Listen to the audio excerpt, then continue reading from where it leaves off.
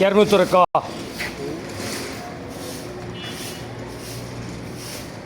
Cycle চুরি করছ কে?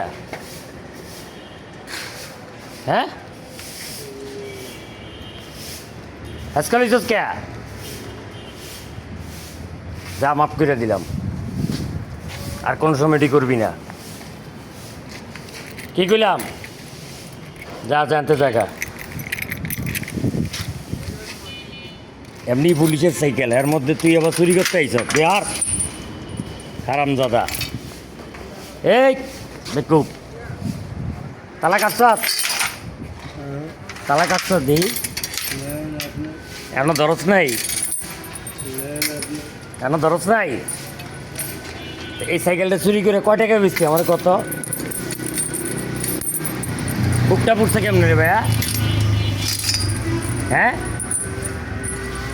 আরে বেকু, বুকটা পড়ছে কেমনে? আগুনে।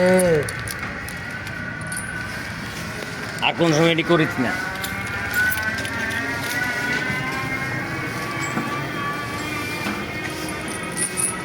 দর্শক,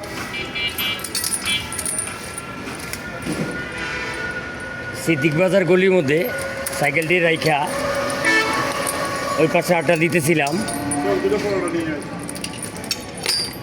আরে কি কম, একটা পোড়া ছেলে হাত পা পুড়ে গেছে গা। ও আমার সাইকেলটা চুরি করার জন্য অনেক চেষ্টা করছে, স্কোবেলের টেলের সব লয়ে আইছে, কিন্তু একটা পর্যায়ে তার তকদির খারাপ, সে সাইকেলটা চুরি করতে পারলো না। আমারও মনে কষ্ট হয়েছে সাইকেলটা চুরি করতে পারলো না কেন। সাইকেলটা চুরি করতে পারলে সে হয়তো 2 টাকা খাইতে পারতো, খরচ টরচ কইরা। যাই হোক, সে ড্যান্ডি আসক্ত, ড্যান্ডি খায়, কী করবো গরিব মানুষ। আমারও মায়া লাগে তার জন্য।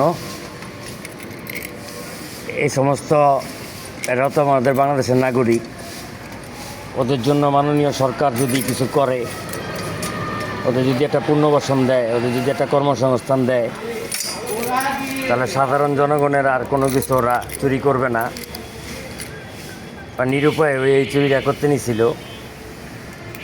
আমিও মানবিক দৃষ্টিকোণ থেকে ওরে গায়ে তুলতে পারতাম, তুললাম না, কারণ ওরে গায়ে তোলা মানে নিজের গায়ে তোলা। আমি ওরা মাফ করে দিলাম। ভালো থাকতে তোলা। নাম কি তোমার? আচ্ছা, পরে আমুনে ভাইয়ের কাছে টাকা নেই, আমি এক সময় এসে টাকা দিয়ে যাবো না। হ্যাঁ থাকো।